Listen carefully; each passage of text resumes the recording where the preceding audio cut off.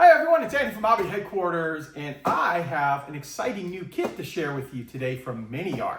Now, this kit is, I've actually had the sample of this for a little bit of time right now, but with the move and everything, it's been a little crazy. Haven't had 2 seconds to sit down and actually do anything else, but now I do. And I wanted to show you this one right here because it is all new from Miniart, and also Miniart plans on doing a whole bunch of other variants of the RSO. RSO is a very tiny little vehicle in real life, but they made lots of different variations on this during World War II.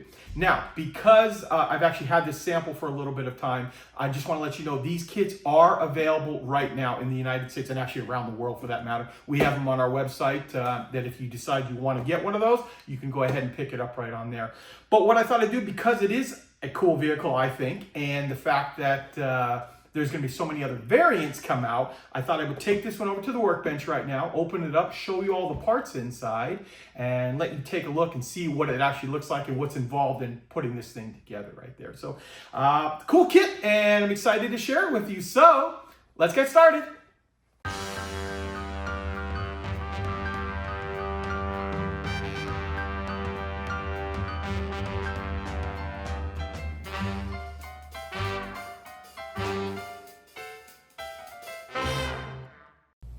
Okay, here it is, guys. Here is a close-up looks at the box for the new RSO, or Raupenschlepper Ost.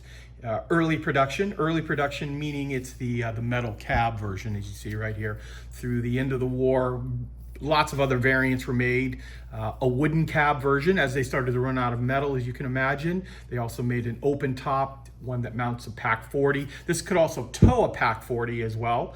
And so there's going to be some other variants coming out, as I said earlier in the video. And as soon as we hear anything about those, we'll certainly bring you that information as well. Now, with this vehicle right here, it's just to let you know, obviously it's a very small vehicle in real life. So in 35th scale, it's going to be pretty small. In fact, I think this would be a great vehicle to do in 16th scale, especially one mounting a Pack 40 or even just the metal cab or the wooden cab. Any of those variants would be great in 16 scale because of its size, because I think in 35th it's probably only going to turn out to be about that big. In 16 scale, that big. So, a little bit bigger than a Jeep, but not much on it there. Okay, so now that you've seen the box, let's take a look at the parts inside. Okay, here we are. Here is the first plastic sprue we're going to take a look at. We're going to jump right over to this lower chassis piece, and the reason we're going to do that is because I want to show you about the size. So you see the size of my finger here. Think a normal size finger, a little chunky, but gives you an idea. It's probably about 5 inches long right here overall. And I should also point out too, as we look through the parts, this kit has an interior, so there is going to be an engine sprue and transmission, things like that. So you'll be able to open up parts of this here and show it off if you want to do a different type of diorama. We've got here some of the little parts here. There's the jack, some of the pioneering tools, a little slide molding on the jack base, parts like that. Next up we have this, which I think is very nice. This is the canvas cover molded up, and if you'll notice that they have done a nice job, I think, in adding pleats and ripples and things like that to it to give it a little texture. And once that is all painted up, and then use a little dry brushing, a little weathering on it, I think you could have a really nice canvas look to this tire piece. And they've given you all 5 sides of it there. So there is your canvas cover. Oh, and speaking of the engine, here we are. This is the engine / transmission.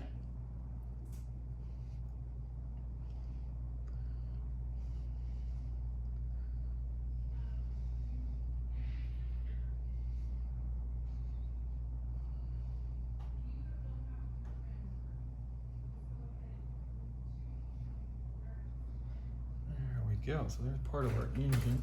Now there's lots of little tiny sprues inside this kit as well, and I know what that's from, because when they do the change out, if they're going to change out like wheels or anything like that, they can just use this small sprue. So these are the wheels that are included inside this kit here.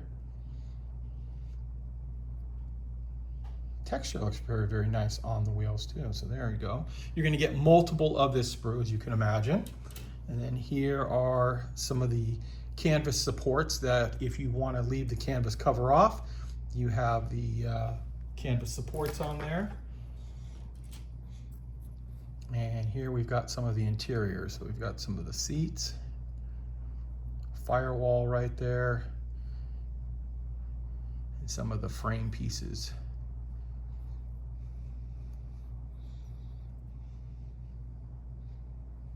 Here we are. This looks like parts for the drive sprocket and some pioneering tools. Not quite sure what those are, but obviously that's the drive sprocket.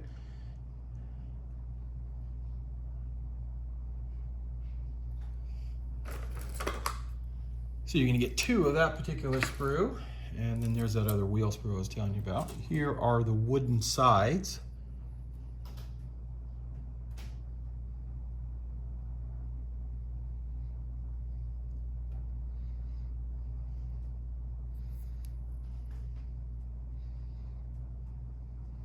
Looks like nice detail on there. We've got next up some of the track pieces. So they are individual tracks. I should say this. They're link and length tracks. So I just looked in the box as we were talking and saw the links. I was like, I didn't think it was all individual tracks. These are the individuals to do like around the drive sprocket and the idler. Parts like that, because over on this sprue we have our long length of track, and that obviously speeds up the build quite a bit when you have these pieces right here, because they're going to be straight anyway, and you just need to glue the individuals in between all those other pieces. Here's another framework piece, and then we've also got, now the way this vehicle is right here, it looks like the drive sprocket and the what I would call an idler both have teeth on it. So this looks like this is probably the one in the back. So just based on the picture right there, but you can see it's got some nice looking detail to it as well. Okay, and now we have this other big sprue. This sprue right here is, I think, going to be one of the main ones that changes quite often, because this has got the metal cab. And I would assume they're going to do the wooden cab and the open top and all those other ones that will be coming out. But I'll show you a close-up of these parts on it here. This is when the Germans still had a little bit of metal they could spare for vehicles like this RSO. But as it went on, obviously wood became way more abundant than steel would be for these vehicles. Looks like part of the framework down there.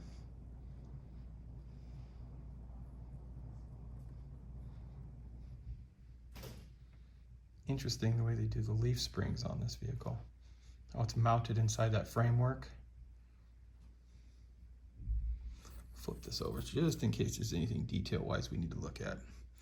Not just the internal stampings that you would find on a vehicle, just like that. Okay, here are the last of the plastic parts. This is a clear parts sprue. Nice crystal clear glass. All the way around, that's nice. There is some photo etch inside here as well. Is that a horseshoe?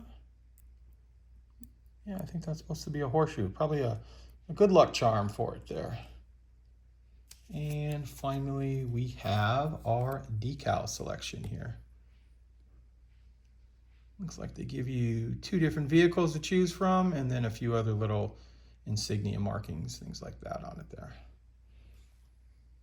Okay, so the last thing we're going to take a look at are the paper products inside, and of course this means the instructions. I won't spend too much time on there, but I like to give you guys a look at the instructions. It gives you a better idea how the kit's going to go together, and if it's something you want to tackle. I love this right here, nice color call outs for the vehicle with the canvas. That's an interesting shot right there. Didn't realize how high up it's at. You always look at that picture, but look how high the actual frame is there. Got a breakdown of the parts and the instructions. And then now I will be quiet for a few minutes and let you look at how construction goes together. will say one more thing. If you want to see any of these pages longer, you can go ahead and hit pause on whatever device you're watching it on. We won't spend a heck of a lot of time on this.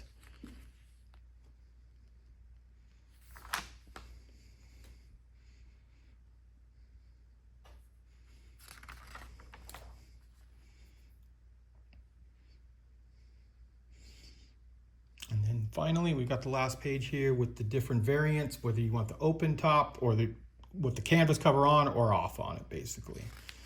And then finally, we get to some of the markings pages.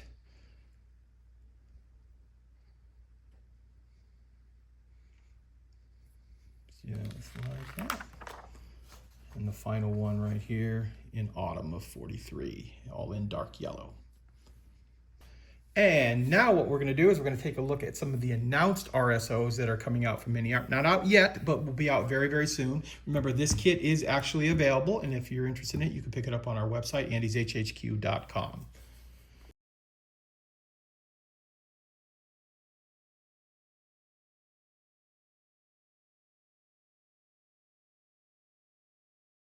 Well, there you go, guys. There is a look at Miniart's brand new RSO. And like we're saying a few times throughout the video, it is available now worldwide. You can get them, very easy to get. They're on our website, andyshhq.com, if you're interested on that. And then as soon as we get more information on the other RSOs, we will have them on our website as well. So there you go, guys. I want to take this opportunity to thank you as always for watching. And please stay tuned because I've got many more videos coming.